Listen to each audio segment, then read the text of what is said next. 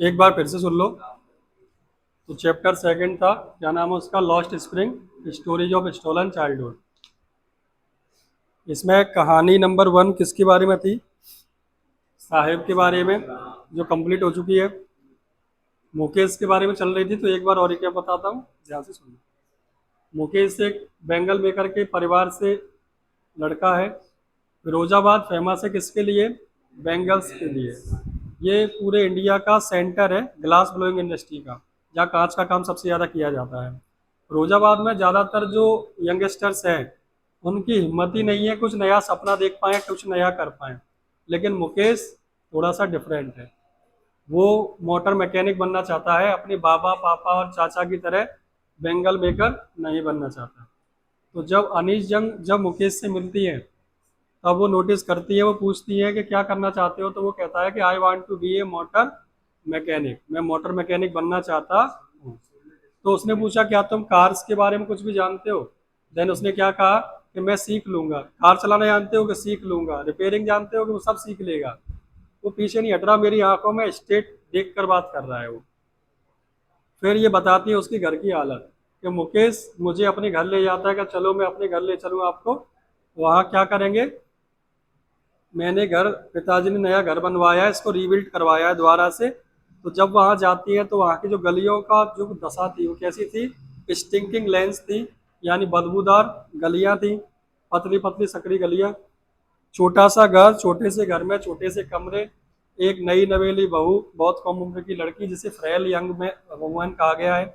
इसके परिवार में इसके दादाजी है, मुकेश का बड़ा भैया है, और उसकी वाइफ है। तब देखते हैं उसकी आंखों में धुआं था, लेकिन चेहरे पे स्माइल थी। घर के बाहर छप्पड़ पड़ा हुआ था, आधा हाफ बिल्ड शेक जिसे बोलते हैं। तो घर की दशा बहुत खराब थी। उसकी दादी अम्मा बताती है, क्या कहती है, कि एक जमाना था, तब से हमने वो दिन देखे बेटा जब एक वक्त शेर भर खाना, यहाँ बोला था ना अभी ऊपर, कि एक कभी कभी ऐसा दिन देखना पड़ा है कि दिन में एक बार भी खाना खाने को नहीं मिला। फिर वो कहते हैं कि ये तो क्या है, इट इज आर कर्मा, ये हमारा कर्म है, और इस कर्म को कोई बदल नहीं सकता। अगर भगवान हमें खुश रखना चाहता और उस गरीबी से निकालना चाहता, तो एक गरीब बेंगल मेकर के परिवार में जन्म क्यों देता? अगर उसे देना ही था तो अच्छे घर में पैदा कर देता। ये तो हमारा कर्म है, और यही डेस्टिनेशन है। इन्हीं बेंगल मेकिंग का काम करते करते मुकेश के दादाजी अंधे हो गए थे। तो यहाँ इतनी बात हो जाती है, आगे सुनिएगा।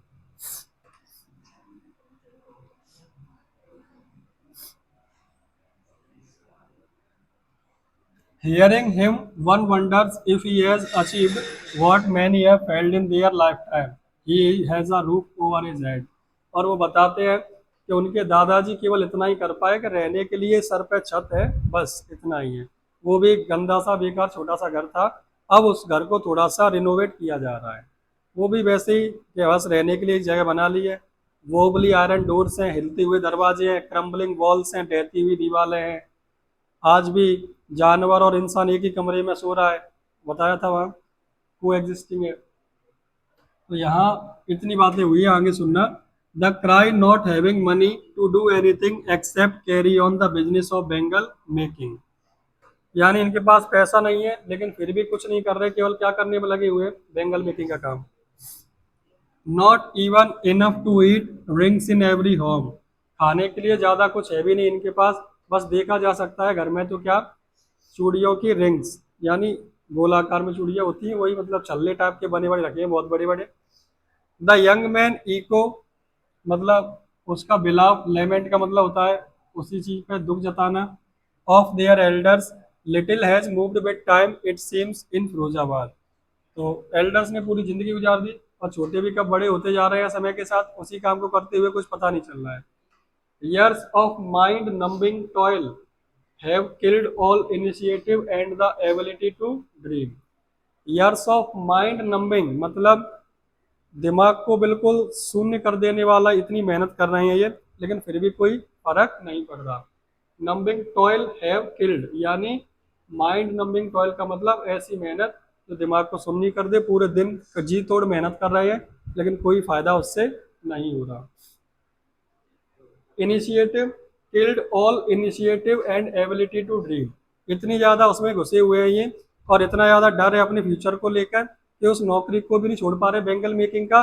और इनमें हिम्मत तो बिल्कुल नहीं रही, कोई भी योग्यता नहीं रही कि ये सपने भी देख सके। ठीक है कि नहीं?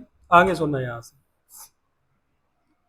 इस जो चैप्टर्स में आपसे एक एक वर्ड नहीं पूछेगा, वो आपसे बस थिंकिंग पूछेगा। मुकेश की क्या थिंकिंग थी, किस तरीके से मुकेश साहब एक दूसरे से डिफरेंट है। ठीक है, वहाँ बेंगल मेकिंग के काम में फैक्ट्रीज कैसी होती है, उसमें क्या क्या खतरे हैं, चाइल्ड लेबर क्यों बंद होना चाहिए और कैसे बंद किया जा सकता है, ऐसे क्वेश्चन हैं। ठीक है, तो कहानी ध्यान से सुनो।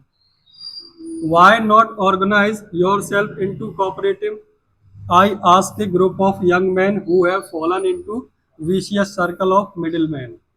यह कहना चाह रहा है, वो कहते हैं कि तुम क्यों नहीं खुद का एक कोऑपरेटिव सोसाइटी बनाते, मतलब मिलजुल कर एक पूरा संस्था बना लो, जिससे आपको कोई समस्या हो तो सब लोग मिलकर आवाज़ उठाएं और कंपनी वालों को, फैक्ट्री वालों को आपकी आवाज़ सुननी पड़े। आप मिडिल मैन के चक्कर में क्यों हो? अब एक्चुअल में क्या है, ऐसा नहीं है कि इस इंडस्ट्री में पैसा नहीं होगा, पैसा तो होगा। ठीक है, समस्या कहाँ है? मिडिल मैन की, जो बीच में दलाल होते हैं। जैसे कि अपने यहाँ नोटिस किया होगा, बाहर गए सिक्योरिटी की नौकरी करने, 1 2 3 साल लगातार जिसने कर ली, वैसे तो 6 महीने 3 महीने भगा आता है, कोई टिकता ही नहीं है। लेकिन जो साल 2 साल 3 साल कर ली, अब वहाँ हमारे लड़के भग गए, इमरजेंसी में जरूरत पड़ी, तो वो कह देते ठेकेदार कि तुम अपनी टीम बना लो, लड़के ले आओ। फिर वो जब अपने गांव से लड़के ले जाता है, 10 लड़के ले गया साथ में, तो वो कौन बन गया? सुपरवाइजर बन गया। यही तो होता है। अब जो तनख्वाह मिलेगी 10 लड़कों की, तो जितनी वो चाहेगा उतनी देगा। कंपनी से मिल रही है 16,000, ये लड़कों को कह के ले गया कि 12 मिलेगी 10 घंटे के, तो एक लड़के पे इसने कितने यार खाए? 4। 10 लड़कों में खा लिए, कितने हो गए? ये कौन बन गया? सुपरवाइजर। शुद्ध भाषा में कहें तो ये कौन बन गया? Middle man. काम कर रहा है कोई और, इसे क्या मिल रहा है? पैसा बीच का। और उनको लग रहा है सिक्योरिटी गार्ड के 12,000 ही मिलते हैं, लेकिन मिलते कितने हैं? आज भी अगर देखा जाए सिक्योरिटी गार्ड के 16 18 20 हजार तक, 22 हजार तक सैलरी है, लेकिन तुमने मिलते हुए बहुत कम को देखा होगा कि 18,000 सिक्योरिटी मिल रहे हैं। मिलेंगे वही 10,000 12,000 14,000, ये 3 रेंज बताइए। लेकिन 14 16 18 20 22 तक है, ऐसी बात नहीं। तो ये क्या किया? मिडिल मैन ने पैसा खाया कि नहीं? ऐसे ही ये जितने भी फैक्ट्री में होते हैं, जो ऊपर जो बैठा हुआ है मैनेजर, ऊपर कंपनी के ओनर से कुछ और आ रहा है, मैनेजर बीच में, क्योंकि कंपनी वाला जो है मालिक है, उसके पास इतना समय तो नहीं है सबसे पूछे कि जरा कितनी सैलरी मिल रही है तुझे। वो तो देख रहा है 250-300 आदमी का जो भी है उससे स्लिप मिलती है, इतना वर्कर है, इस हिसाब से पेमेंट होता है, चल देते हैं। अब किसी को कम पे भी रखे हुए, कम किसी को ज़्यादा पे भी।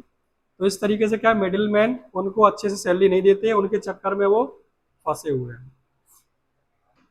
Who trapped their fathers and forefathers. Middle man जिन्होंने उनके पिताजियों को और पूर्वजों को भी इस विशियस सर्कल में, इस जाल में फंसा रखा है। Even if we get organize we are the ones. अच्छा, और इनके उलझने की एक प्रॉब्लम और है, ये उलझे क्यों? घर में लड़की की शादी थी या कोई बीमार हुआ, इमरजेंसी में आवश्यकता पड़ी, तो मैनेजर साहब से मांग लेगा 1 आध लाख रुपए, उसने दे भी दिए। अब जैसे वो कहेगा तुम्हें वैसे ही चलना पड़ेगा। ये मतलब वही बात हो गई कि किसी गांव में तुम रह रहे हो, किसी से व्यवस्था में तुमने ले लिए 2 लाख। अब अगर कल वो कहे कि यार ने कहा हमारे गेहूं कटवा लो, तो तुम मना नहीं कर पाओगे, क्योंकि तुम्हें एहसान सा लगेगा कि उसका पैसा है अपने पास। तो वो किसी काम की आपसे कहेगा, आपकी 99% आपकी यहाँ निकल रही है। तो जब इनको पैसा दे चुके होते हैं तो नौकरी छोड़ने से रहे, क्योंकि उसके पैसा है अपने पास, काम करना ही पड़ेगा। अब जिस रेट पे वो काम करवाएगा तुम्हें करना पड़ेगा, उसके चक्कर में फंस गए कि नहीं। और गरीब आदमी मरता ही कर्जे में ही है हमेशा। जिसके पास कर्जा नहीं होगा वो एक बार जल्दी बढ़ जाएगा, जो एक बार कर्जे में डूब गया वो मरता ही है। कारण उसके क्या है, और वो जैसा नहीं कि जानबूझ के, पारिवारिक स्थिति सही नहीं थी, एकदम से कोई बीमार हो गया, हॉस्पिटल में क्यों 50,000 जरूरत है, ऑपरेशन कराना है, अपने सामने आंखों के सामने, अब घर वालों को मरने तो दे नहीं सकता कोई भी, कितना भी गरीब क्यों ना हो, तो जाके वो ले आता है कर्जा के जिस भाव में दे। और ऐसे में लोग फायदा उठाना चाहते हैं। जैसे तुम इमरजेंसी मांगने जाओगे तो वो क्या कहेगा, अरे मेरे पास नहीं है, तुम कहो तो कहो तो लेके दे दे, 5% ब्याज लेगा। लगता 2 है, मांग कितना रहे हो? 5, यानी कि हमारा ही करवा दो। तो क्या करता है, अपने घर से निकाल के, जे लो 1 लाख, 5% ब्याज, 5,000 रुपये महीना। हालत खराब हो गई। अब उसने ले तो लिया 1 लाख, इलाज करवा के ठीक करके ले आया, इसके बाद घुट घुट के वो खुद मरता है। एक तो बचा लिया और खुद मरना चालू हो गया। कारण क्या कि 1 लाख रुपए, 5,000 तो ब्याज देना है उसका, प्लस वो 1 लाख चुकाना है। कमाई उसकी महीने की 15,000, 15,000 में 5,000 ब्याज के दे, 5,000 और दे, तब धीमे धीमे चुकेगा। तो आपका साल महीने में 5,000 ही चुकेगा। तो देखा जाए तो कितने महीना हो गए, 20 महीना हो गए 1 लाख चुकाने के लिए। 10,000 रुपये देगा तब खेल खराब हो गए। और 20 महीने में 5-5 हजार से 50,000 रुपये तो ब्याज ही दे देगा। होता है कि नहीं। अब 10,000 में से 15,000 मिले, 10,000 रुपये उस पर चला गया, घर का खर्चा कहाँ से चलेगा। 5,000 में 15 मिलेंगे, खुद भी तो खर्च करेगा, घर के लिए तो कुछ बचा नहीं। अब अगर घर का चलाए तो इधर केवल ब्याज ब्याज दे पाएगा, सूद दे ही नहीं पाएगा। अब वो उलझ उलझ जाता है। इसीलिए गरीब तबका जितना होता है, नोटिस किया होगा, वहां के लोग ज्यादातर दारूबाज बनेंगे। कारण उसका क्या, करने को कोई ऑप्शन बचा नहीं, अब टेंशन में है, और दारू दिमाग को सुन्न कर देती है। तो वो सुबह शाम काम करता है, 1,500 कमाता है, और एक पी के चुपचाप डाला रहता है, मुझे नहीं पता। वो कुछ मजबूरियां भी है, पहले शुरुआत दिक्कत में पीता है, और अंत में आके उसकी वो हैबिट बन जाती है और घर को तबाह कर देती है। इससे निकलने का समाधान यंगस्टर्स को ढूंढना पड़ेगा। पिताजी अब नहीं कर सकते, क्योंकि वो रिस्क लेने की उस सिचुएशन में है नहीं। सपोज करो उन्होंने कोई रिस्क ली, तो जो आज 2 पैसे आ रहे हैं रिस्क में, तो जीरो पे क्या माइनस में भी जा सकते हो। अब मैं हूँ, मुझे पता कोई खर्चा नहीं था, बीवी बच्चे कुछ नहीं है, घर वाले मांग नहीं रहे, तो मैंने यहाँ 10 लाख की व्यवस्था छोड़ के दिल्ली पहुंचने का प्रयास किया। टेंशन नहीं थी, ले सकता था रिस्क। लेकिन सपोज करो एक जिस व्यक्ति के ऊपर घर वालों की जिम्मेदारी हो, वो व्यक्ति रिस्क लेने से पहले 200 बार सोचेगा। प्लस माइनस में चला गया तो और खेल खराब, घर के खर्चे कहाँ से चलेंगे। तो पिताजी रिस्क नहीं ले सकते अब, क्योंकि वो एक जिस स्टेज पे है वहाँ पैसा चाहिए ही चाहिए, कुछ भी हालत हो। लेकिन अपन लोग जिस स्टेज पे हैं, हम कुछ भी कर सकते हैं। कहते हैं तुम यंगस्टर्स को कुछ भी कर सकते हो, क्योंकि आपके ऊपर इतनी जिम्मेदारी है नहीं, घर का खर्चा मम्मी पापा चला लेंगे। तभी तो कहते हैं कि बेटा तुम कर लो अपने लिए। 2 4 से 8 10 साल हैं। Who will give hold up by the police. अब यहाँ क्या कहा जा रहा है, उसने कहा तुम अपना क्या है पूरा एक ग्रुप बनाओ और आंदोलन करो या अपनी मांग पूरी करो, जैसा भी कुछ है, अपने मतलब हक के लिए बोलो आप लोग। तो वो कह रहे हैं क्या कि नहीं, अगर हम ऐसा करते हैं तो क्या होता है, who will be hold up by the police. Police के द्वारा होल्ड अप मतलब टॉर्चर वगैरह किया जाता है, पीटा जाता है, and dragged to jail for doing something illegal. और पकड़ के कहाँ डाल देते हैं, गरीब आदमी है, लाठी चार्ज करवा दिया, और कि तुम ज्यादा करोगे भगो यहाँ से, थाने में डलवा दिया। पुलिस वाले किसकी सुनती हैं, जिसके पास पैसा है। There is no leader among them. उनमें कोई लीडर नहीं होता। No one who could help them to see differently. और उनमें कोई ऐसा नहीं होता जो कुछ अलग सोचे, अलग तरीके से देखे। ना वो खुद सोचता है, ना वो किसी को सोचने देता है। तुम सोचोगे भी तो तुरंत कह देंगे हाँ है गए, चुपचाप कर लेगा, कहीं ना कहीं उसको डिमोटिवेट और करेगा। Their fathers are as tired as they are. उनके पिताजी जैसे थके हुए थे वो भी है।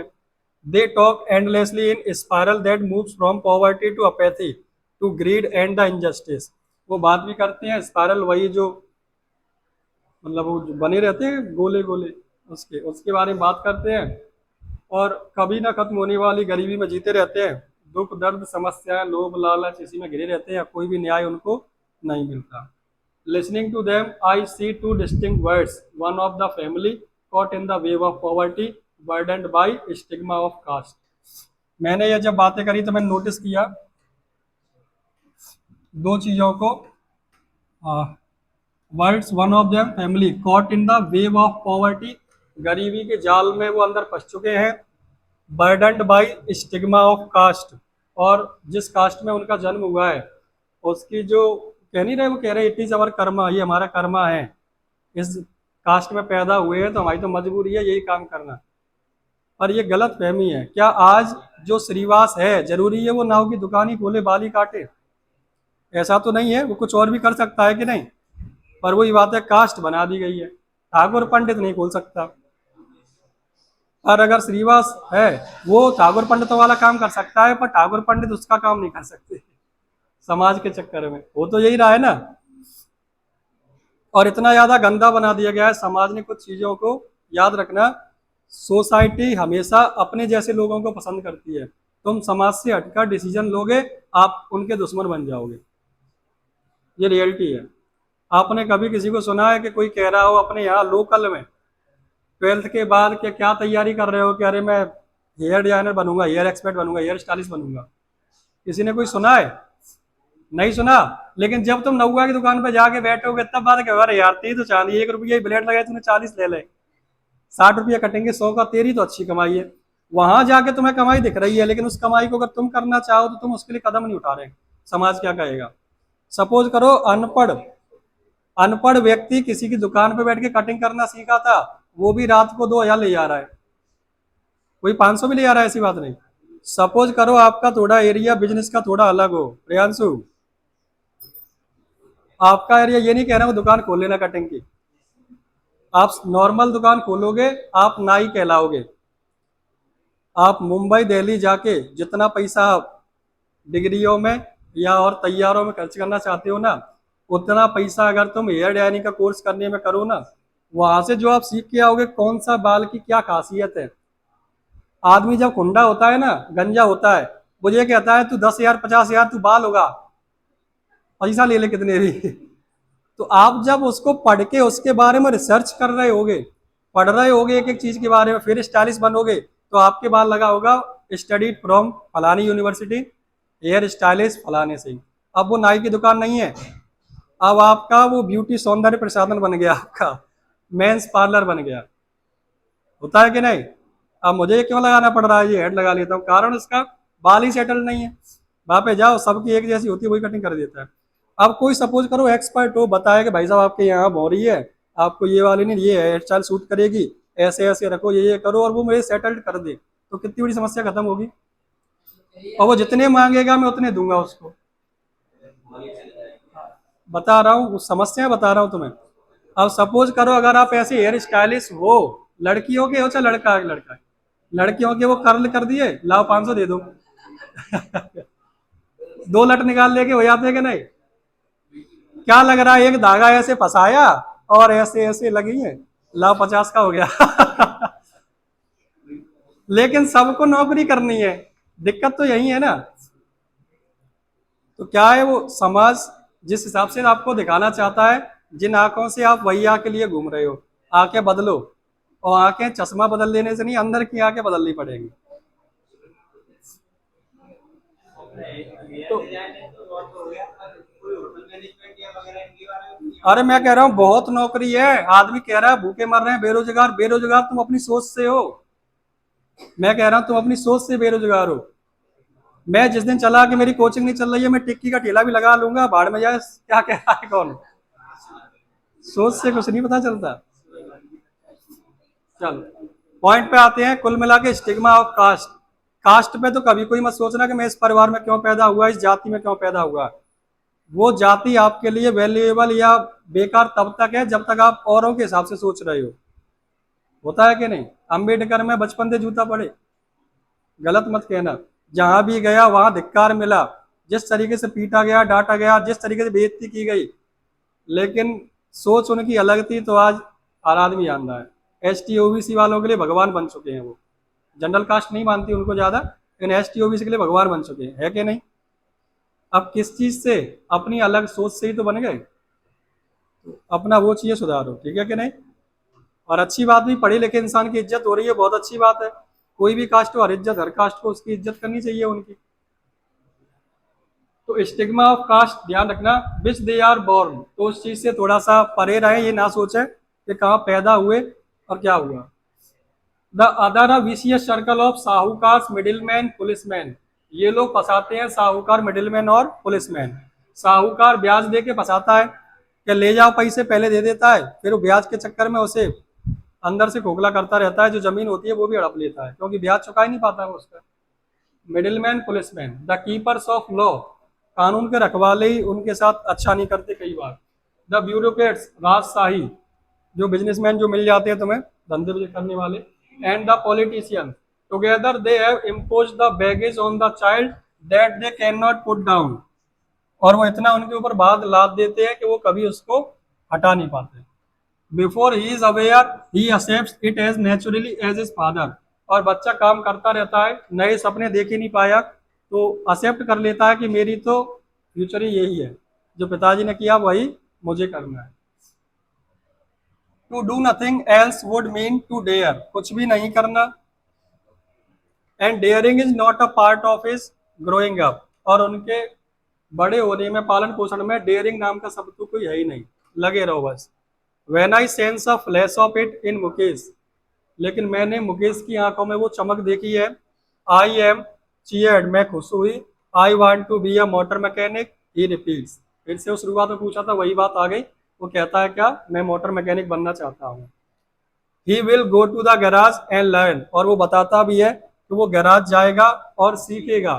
But the garage is long way, लेकिन गैराज वहां से बहुत ज्यादा दूर है from his home. I will walk, तब वो कहता है कि मैं पैदल चल के जाऊंगा। ही इंसिस्ट, वो इस बात पे अड़ा रहता है। Do you also dream of flying plane, अब इसने थोड़ा सा उसकी पता लगाना चाहा कि ये हवाई किले तो नहीं बना रहा। तो वो कहता अच्छा ये बताओ कि तुम्हें प्लेन भी उड़ाना है क्या। वो इसलिए पूछ रही थी कि कह तो रहा है मैकेनिक बनने का, क्या वैसी हवा में बातें कर रहा है या वास्तव में बनना चाहता है। तो उसने कहा अच्छा बताओ प्लेन नहीं उड़ाना चाहोगे। ही सडनली साइलेंट, चुपचाप हो गया, कहा नो, कि मुझे प्लेन नहीं उड़ाने। इसका मतलब वास्तव में क्या बनना चाह रहा है वो, मैकेनिक। फालतू के सपने उसके नहीं है। He says steering at the ground, जमीन पर देखते हुए इस बात को कहता है।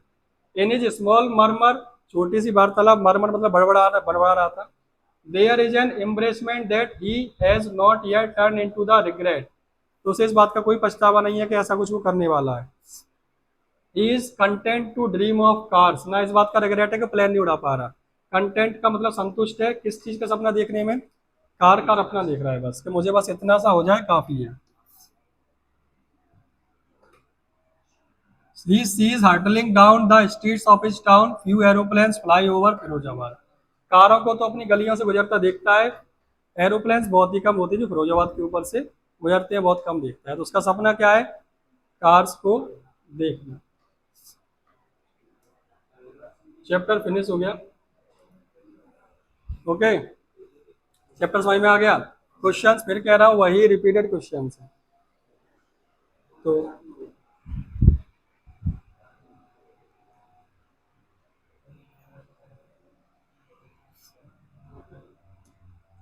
यहाँ पूरे चैप्टर में आपने नोटिस किया सिर्फ एक ही बात को, कि ये लोग कैसे बाहर आ सकते हैं। बेटा आपसी बातचीत बंद करें, मुझे बताएं। सपोज करो इस कंडीशन में आपका कोई पड़ोसी या कोई व्यक्ति है, ऐसा नहीं होगा, नहीं सब हो सकते हैं। अब ये जरूरी नहीं उसके लिए फिरोजाबाद में कांच की चूड़ियां, यह हो सकता है वो किसी सूरत की फैक्ट्री में हीरा भी गुजरा हो, बहुत से हैं आपके पड़ोसी।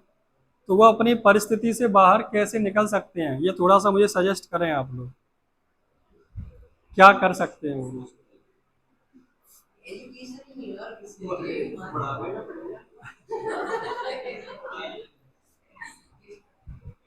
हाँ, नहीं उसका कहना सही है, एजुकेशन उनके पढ़ने की नहीं कह रहा है। ये रील्स नहीं चल रही है, वो रील्स में आते नहीं है। वो भिखारी जा रहे थे, यानी कि अल्लाह के नाम भगवान के नाम पे दे दे, अंदर से हाथ आया 20 का लौटा 10 का लौटा आ गया। वे कह रहे हैं तेरी सरकारी नौकरी लगे, अंदर डोकरा हो जाएगा 80 साल का। उसको आशीर्वाद मिल रहा सरकारी नौकरी लगे। वो बात नहीं कहना चाह रहा। तो मैं आप लोगों से बस इसलिए पूछ रहा था क्योंकि आपको भी इसका एक सॉल्यूशन दिख रहा होगा केवल, कि पिताजी की जो निकल गई उम्र, उनको समझाने से फिलहाल कोई प्रॉफिट में नहीं है, फायदेमंद बात नहीं है।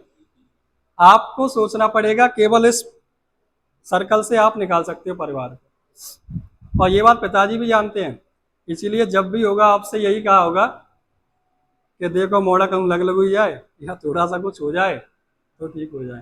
कारण क्या है, उन्होंने तो हार मार लिया लगभग कि मेरी तो है ये, वो बन गए दादी अम्मा की तरह। इट इज आर कर्मा, ये हमारा। लेकिन अपन लोग तो कर्म को नहीं मान रहे ना। तो उस सर्कल से या ऊपर निकलने का यह एक वो है। और या सही लड़का की, लड़कों की, लड़कियों की भी कह रहा हूँ, भले ही घर बार में चैन से खा पी रहे हो, लेकिन सब जानते हैं सपने आप लोगों के भी हैं। ऊपर तक जाना है। अब कैसे जाना है, तुम्हें खुद निकलना पड़ेगा, पिताजी की हिम्मत नहीं है अब तुम्हें रईसी करा सके। यही तो होता है। अपने हिसाब से सोचो, डिसीजन लो। एंजॉय करने का टाइम हो सकता है 5 साल बाद भी मिल जाए। 17 के तो हुए हो आप, 17-18 के हो गए, तो 2 4 5 6 7 साल के बाद 24 25 पे जब अपनी लाइफ लेवल पे पहुंच जाओ, करो रईसी, कौन मना कर रहा है। 25 से 50 तक 25 साल बहुत है जिंदगी के लिए। लेकिन अगर आज तुमने कर लिया एंजॉय और पढ़ाई को साइड में रख लिया, तो 25 के बाद भी समस्या रहेंगी 50 तक, क्योंकि फिर आप भटक रहे होगे। और आगे का फ्यूचर सब जानते हो, मेहनत का है ही नहीं। तुम कहोगे मेहनत का नहीं है, मतलब कुछ नौकरी अगले 5 साल में गायब हो जाएंगी। फर्स्ट सिक्योरिटी गार्ड बिल्कुल गायब होगा, क्योंकि कैमरे इतने एडवांस हो चुके हैं। मतलब जहां 100 आदमी की जरूरत है वहां 2 रह जाएंगे, ऑपरेटर्स रह जाएंगे केवल। आजकल गेट भी पहले छोटे छोटे आते थे, अब बड़े बड़े गेट ऐसे हैं कि जिस सोसाइटी में सिक्योरिटी है उनके अंगूठे लगे, अंगूठे लगाओ खुल जाएगा, अपने आप बंद 10 सेकंड के अंदर। दूसरा, फैक्ट्रीज में काम करने वाले वर्कर्स, मशीनें आती जा रही हैं, रिप्लेस होता जा रहा है। पहले 3 मंजिल का मकान में ऊपर वाला फ्लोर बन रहा है, तो पहले नीचे से मसाला भर के ले जाते थे। जिस दिन से वो मशीन आई वो चैन से खींचने वाली, तो पहले 4 6 लगे थे ऊपर ढोने के लिए, अब एक नीचे एक ऊपर 2 रह गए, 4 की नौकरी गई। पहले जो कैमरे वाले थे हेलीकॉप्टर से शूटिंग कर रहे थे ऊपर से सीन लेने के लिए, अब हेलीकॉप्टर ने जगह किसने ले ली, छोटे से ड्रोन ने। तो कुल मिला के जो मेहनत के काम थे जिसमें दिमाग नहीं लगाना, वो सब रिप्लेस होते जा रहे हैं। समझ रहे हो। फिजिकली भी, टीचिंग की भी मैं बात करूं, जो केवल सोच रहा है कि हम वहीं तक आ जाएं, खेल खराब होने वाला है। सब आ रहा है। अभी हम लोग ऐसे पढ़ा रहे हैं, ये इतनी सस्ती हो जाएगी पढ़ाई ऑनलाइन में कि ऑनलाइन चलेगा चलेगा उसी का जो उसमें दिमाग लगा रहा है। केवल किताब से पढ़ के वो 4 वर्ड पढ़ाने वाले से काम नहीं चलने वाला। कोई भी फील्ड हो, जिस पे पास दिमाग है वो सरवाइव करेगा, बाकी सब फिजिकली काम करने वाले ज्यादातर डाउन होने वाले हैं।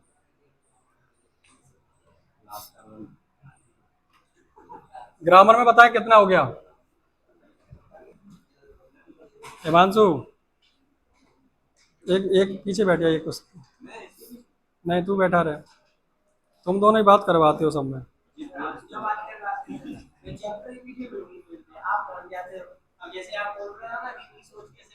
हाँ, इस चीज को मुझे बताओ आपस में। हाँ। अच्छा। हम्म। बाबा काम करते सूरत, पापा भी करने लगे, दो लड़के हैं उनके, दोनों नहीं पढ़े। बड़ा वाला पुड़िया खाता है, पी के देता है वो सूरत, छोटा अभी कौन है। अब उनका मन ही नहीं है सर पढ़ने का, तो उन लोगों के साथ क्या करा सकते। नहीं नहीं, अपन कुछ नहीं कर सकते। मैंने आप लोगों से पूछा इसलिए, अपन कोई किसी के लिए कुछ नहीं कर सकता आज के ज़माने में। कुल मिला के जो पढ़ रहा है उसमें इतनी समझ आ जाए कि वो खुद का विकास कर सके, औरों का हम नहीं कर सकते। ठीक है, मैं एज अ टीचर यहाँ केवल आपको कुछ पॉइंट बता सकता हूँ, कुछ चीज़ें बता सकता हूँ, समझा सकता हूँ कि ऐसा कर लो बेटा ठीक रहेगा। आप ना चाहो तो फिर कोई कुछ नहीं कर सकता। तो उन लोगों के साथ आप कुछ ना करो, बस ये है जो पढ़ रहे हो आप लोग, आप अपना फ्यूचर बदल लो, काफ़ी है। ऐसा क्यों नहीं करवा, उन्होंने पढ़ाया नहीं, वो एक बार फेल हो गया, दो दो बार पेपर दिलवा। पिताजी मम्मी पापा सबको पूरा चांस देते हैं, सही समय पे सही समझ आ जाना और थोड़ा अपने भविष्य को लेकर चिंता होना जरूरी है। ग्रामर में क्या किया ये बताओ। क्या यूज ऑफ, चलो फिर से सुनना। ग्रामर में पास वाला नियम हुआ, फोर्स्ड एक्शन हो गया, इंटेंशन टू डू वर्क हो गया, देयर का नियम हो गया। हाँ हाँ, अब वो यूजेस आपके लिए कुछ बचे होंगे। चलो मॉडल्स वाला मॉडल्स में आ जाएगा, गेट मी का भी होता है।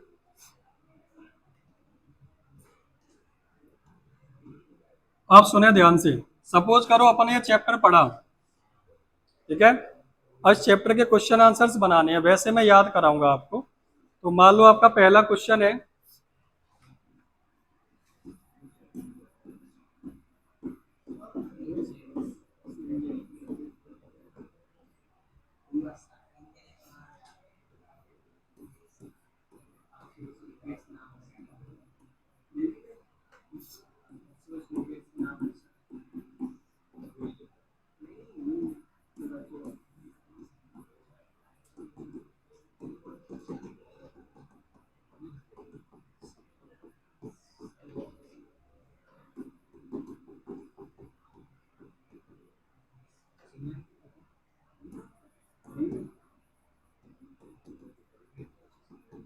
ये क्वेश्चन है, मान लो 3 नंबर का आ गया। साहिब और मुकेश कौन थे, उनमें सिमिलरिटीज क्या थी और डिफरेंसेस क्या थे। तो आप पहले सिमिलरिटीज बताएं, डिफरेंस बताएं, दोनों चीजें बता दिए। कौन देगा इसका जवाब? हाँ, आपके पास 30 सेकेंड है, सोच लो आंसर।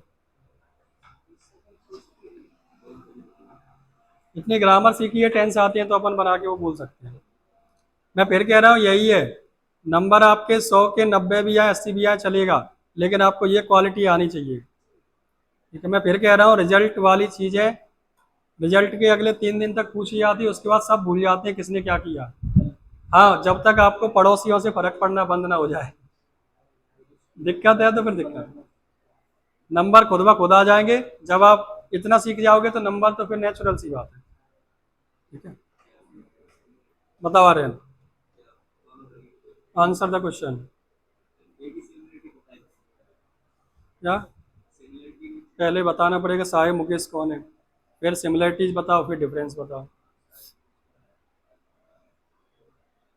बता बता। Sahib was a great figure, rack पे का। great figure, हाँ। who always who always seek to find gold in the garbage, and he belongs to a poor family of graphics, and Mukesh was also a poor man who belongs to a family of Bengal makers in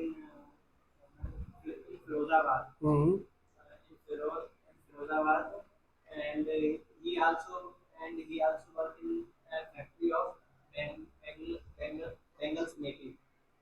The similarities between them was their society, because the mentality of society was only to work uh, only to work in that job uh, where they born where they where they born, and the and the similarities and the difference between them was the mentality of Sahib and Mukesh, because Sahib thought that this is the work and I have to do it, but Mukesh think I can change it and become a different person from in comparison to my society and my family. Very good, anyone else? हाँ। Sahib was a activist and who belongs to a poor family from Delhi. But on the other hand, Mukesh was also a child and who belongs to a poor family from Firozabad. But if I talk about similarities of both of them, so both are belongs to poor family. Both are belongs to poor family. But thinking them are very different. As Sahib used to find gold in the garbage, as he thinks that their parents um, did this their parents used to find something in the garbage, so he should do this work. But on the other hand, Mukesh thought that my family did this work, but there's no but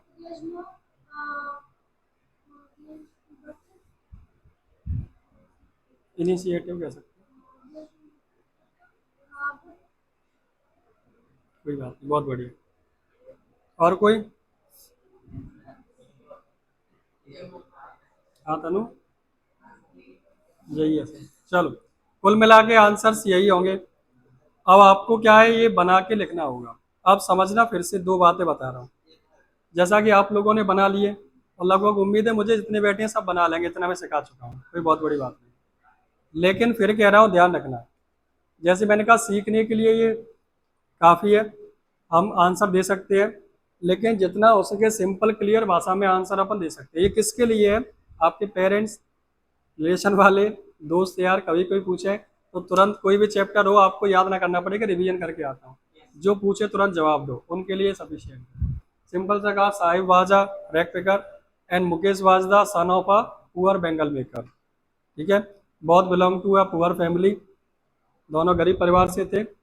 both situation of their family are the same, लगभग एक ही जैसी है। But Saheb become the servant at last and bow down to the situation, परिस्थितियों के सामने उसने घुटने टेक दिए। He was carefree, he has a care free look when he find, या फिर क्या करता था, रैक पिकिंग करता था, तो ठीक है कि नहीं। But Mukesh and at last he become the servant of a tea shop. But Mukesh ने क्या किया, Mukesh also belong to the same and poor family, but he wanted to be a motor mechanic, he wanted to break the tradition of poor bangle making, जो गरीबी में चल रही थी उनकी बेंगल मेकिंग का जो परंपरा चली आ रही थी उसको तोड़ना चाहता था, और डेयर कर रहा था क्या करने का, मैकेनिक बनने का। शायद साहिब ने वो डेयर नहीं दिखा पाया। तो ऐसे ही कुछ मिलता जुलता रहेगा, अपन आंसर देंगे। अब मैंने आपसे पूछा और दो चीज़ों पे क्यों, क्योंकि जैसे अगर आप सीख गए हो इस चीज़ को तो उस चीज़ का नेगेटिव पॉइंट भी हो सकता है। मैंने लिया कल टेस्ट या आपका हुआ स्कूल में पेपर, तो आपका नेगेटिव पॉइंट क्या बन सकता है कि मुझे तो आता है बनाना। हाँ, अगर आपने याद नहीं किया तो उसमें दिक्कत क्या आएगी, कौन सी बात कहनी चाहिए कौन सी जरूरी नहीं है, इस चीज़ को फाइंड उस समय पेपर पे आप डायरेक्टली नहीं कर पाओगे। समझ में आया, ये वैसे तो बेटर है, लेकिन आप कौन सी बात लिखनी है कौन सी नहीं लिखनी, कितनी बातें होनी चाहिए, ये चीज वह फाइंड नहीं कर पाओगे। फिर आप जल्दबाजी में लिख तो दोगे, कहो तो 1-1.5 पेज का आंसर लिख दो, लेकिन वहां पूछ रहा है इन 75 वर्ड्स, 75 शब्दों में ही पूरी बातें आ जाएं, लिमिटेड शब्द हो लेकिन बात पूरी हो जाए आपकी। और जब हम बना के लिखते हैं तो तुम्हें पता है 2-4 लाइन तो फालतू की बन जाती है जिनकी आवश्यकता नहीं होती। ठीक है, तो याद रखना इस चीज को, तुम लोगों से मैंने इसलिए बताया क्योंकि ये होगा। टेस्ट मैंने लिया कि पढ़ के नहीं आया कि वैसे ही लिख दो, लिखने को मैं तुमसे क्यों कह रहा हूँ, बनाना सीख जाओ, उसका प्रॉफिट इतना रहेगा, जब मैं याद कराऊंगा तो याद करने में दिक्कत नहीं आएगी आपको। जो बातें मैंने बताई हैं बस वो बातें याद कर लो, उनको लिख दो, इतना करना है। दूसरा ये जरूरी इसलिए है कि सरकारी टीचर्स चेक करते हैं और वो गाइड वगैरह से 2-3 टाइप के क्वेश्चन याद करते हैं कि इसका आंसर ये है, तो वो सोचते हैं, उनका मानना ये रहता है कि वही आंसर मिले तो ज़्यादा बेटर रहे। थोड़ा बहुत चेंजेस चलते हैं, ठीक है, वो ये नहीं कहते पूरे पूरे, और अगर उससे बिल्कुल डिफरेंट हुआ तो उनका ये लगता है कि सही नहीं लिखा, और 3 की जगह 2, 1, 0 कुछ भी देके जा सकते हैं, तो आपका नंबर कटेगा। तो बनाना, जो याद किया है उसी को, उन्हीं लाइंस को याद कर लेना, फिर बना देना, उसमें रटना नहीं पड़ेगा आपको। ठीक है कि नहीं, ध्यान रख।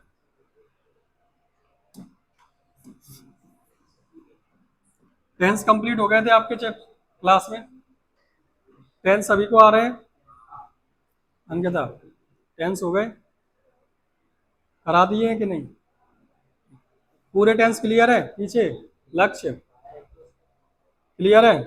एक सेंटेंस बताओ,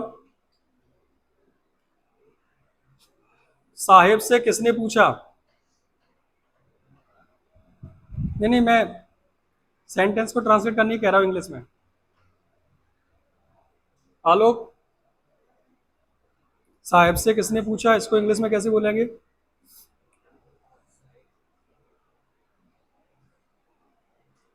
क्योंकि टेंस हो गए हैं तो मैं देख रहा हूँ कि चीजें हैं। हाँ सनी देवल, हु आस्क्ड टू साहिब, या हु आस्क्ड साहिब भी हो सकता है, फ्रॉम की जरूरत नहीं है। तो टेंस क्लियर करा चुका हूँ, नहीं किया हो तो टेंस का एक वीडियो डाला है मैंने, 1 घंटा 38 मिनट का है, पूरा देख लेना, उसमें बस इंडेफिनिट रह गए होंगे तीनों उसमें। ठीक है, और यूजेज ये वाले कराई चुका हूँ, यहाँ तक कोई दिक्कत है क्या।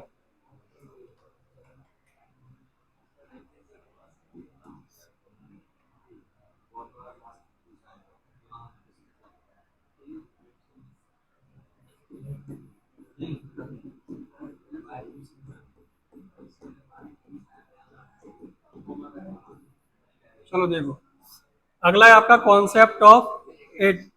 अब कॉन्सेप्ट ऑफ एट क्या, कुछ वाले पॉइंट तो आप जानते होंगे, जैसे एट का प्रयोग हम कहाँ कहाँ करते हैं,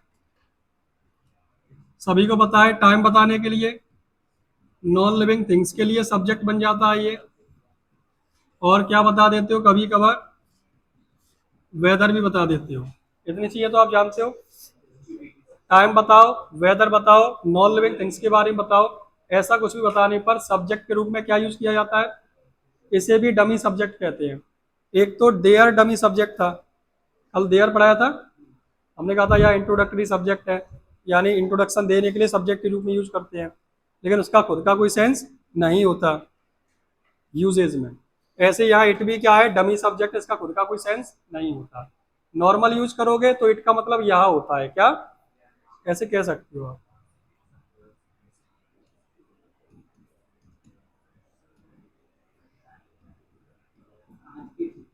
सेंटेंस है आज की छुट्टी है, और जल्दबाजी में ज्यादातर लोग गलत कर देते हैं आज की छुट्टी है को, वो कर देते हैं आज की, तो today is, today is holiday, क्या ये कहना सही है? कह तो देते हैं आज की छुट्टी है, टुडे इज हॉलीडे, लेकिन कहना सही क्यों नहीं है? क्योंकि आप बताओ, यहाँ इज लगती है सब्जेक्ट के बाद, क्या आज कोई सब्जेक्ट हो सकता है? समय को सब्जेक्ट बना सकते हो आप? ये सब्जेक्ट तो नहीं है, सब्जेक्ट नहीं है तो फिर यहाँ लिख के तुमने एज लगा दिया, तो सेंटेंस कैसा हो गया? गलत हो गया। तो हेल्पिंग वर्ब से पहले कोई ना कोई सब्जेक्ट तो चाहिए, तो हम टुडे को सब्जेक्ट नहीं बना सकते, इसीलिए सेंटेंस गलत माना जाएगा। बोलने में तो ठीक है, मैंने बोला आपको समझ में आ गया, लेकिन वैसे ये गलत माना जाएगा।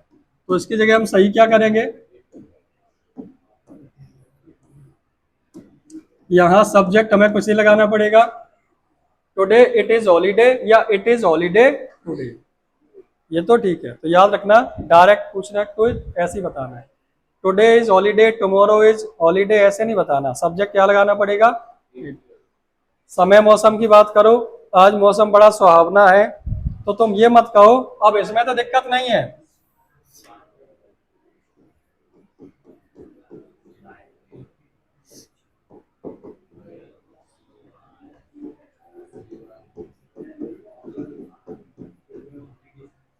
मौसम बड़ा सुहावना है। अब टुडे को तो आपने बख्श दिया, यहाँ आप अपनी बात पे अड़ जाओगे कि नहीं सर ये तो हो सकता है, क्योंकि तुम्हें कौन दिख गया? वेदर, और तुमने कहा वेदर इज वेरी प्लीजेंट, तो ये एक बार एडजस्टेबल है कह सकते हो, लेकिन बिल्कुल एक्यूरेट सही क्या माना जाएगा? It is very pleasant weather, ये बिल्कुल आपका सही है। It is very pleasant weather, यानी मौसम बहुत सुहावना है। वेदर इज वेरी प्लीजेंट कहना ज्यादा सेंसिबल नहीं है। तो ये पॉइंट समझ में आया। इसके बाद के अगले जो दो कॉन्सेप्ट है वो मैंने, इसलिए मैंने इसको लिखाया है। पहले ये बेसिक वाला लिखो, मेन कॉन्सेप्ट कल कराऊंगा आपको, क्योंकि आज कुछ छुट्टी पे है बच्चे।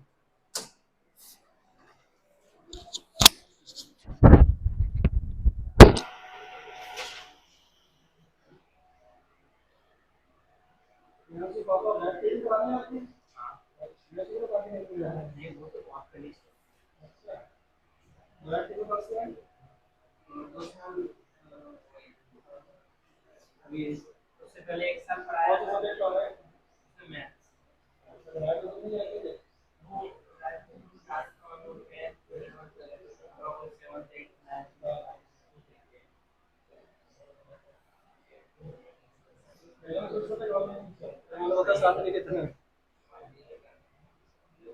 कितने भैया हो तुम?